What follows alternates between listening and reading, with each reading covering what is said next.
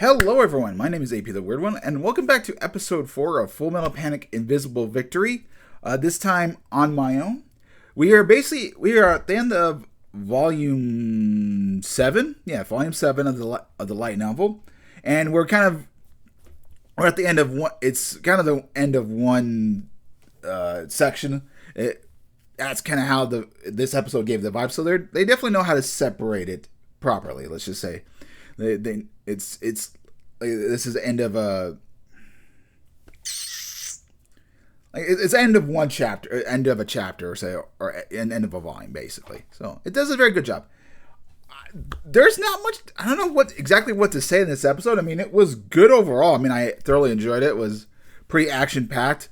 It was just, I don't know,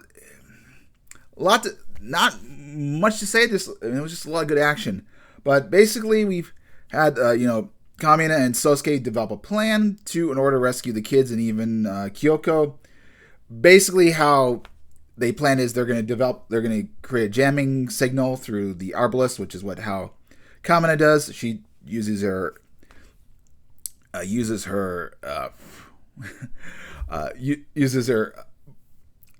whispered abilities, and then Sosuke kind of makes a plan, get Kurama to throw him off. Basically, say, "Hey, I just want to be left alive. You can basically do whatever you want." Doesn't care about the kids or the Chidori Kamina. She's going to be in a certain location, whatever. And for the most part, that actually does work. However, Leonard gets in the way. He kind of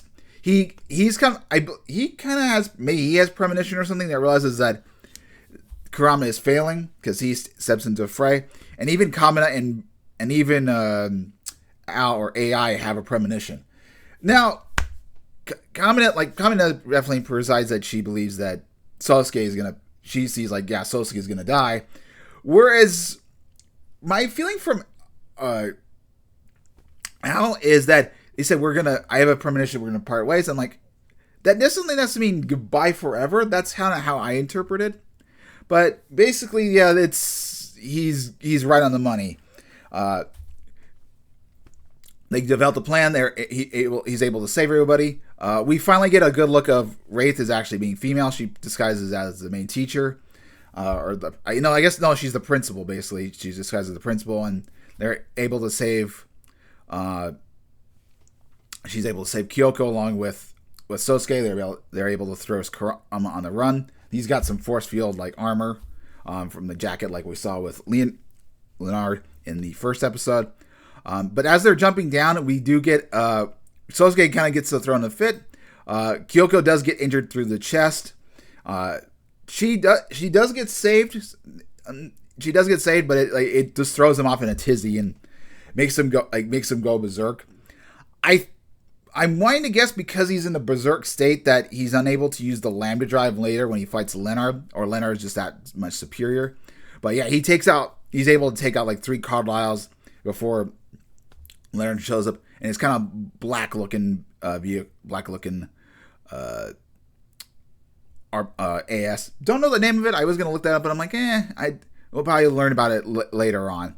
But yeah, he shows up in this black beauty and absolutely destroys Sosuke. One thing I really do like is that we do got the Whisperers. Resonance. They kind of start talking to each other through their brain, and she eventually she does surrender to Leonard. Unfortunately, Sosuke's machine's all destroyed, and he thinks he's gonna die, but no, because she loves him, will sacrifice herself for it. So, yeah, unfortunately, there's no chance. I mean, I remember knowing it. It takes until the next set of volumes for that to happen. But yeah, she does get captured. But yeah, just good fight scene. The animation's really good. And then once that's done, we cut back to the island, Muriel Island, and we see that Callahan stays behind to save her, take on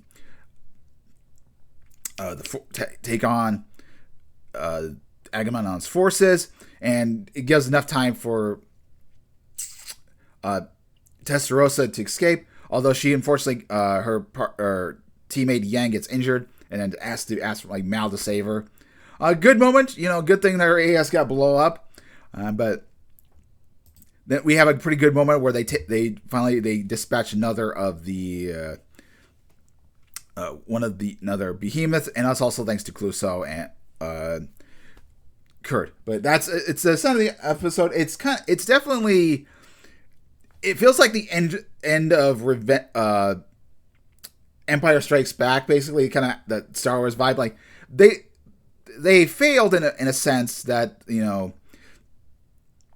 of course Kamina gets captured, similar to how Han Solo gets captured. And then there's definitely injuries. They lost something like Sosuke lost his Arbalest, whereas Luke Skywalker lost his arm. So there's good and some bad, basically. Oh, I could show this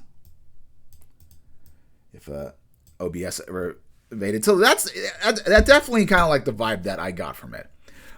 But yeah, it's just a solid episode. I like the resonance part. That was between Leonard and Gamin. That was definitely my favorite moment, and just seeing the action of the Arbalest go against the Carlyles, like that was really entertaining as well.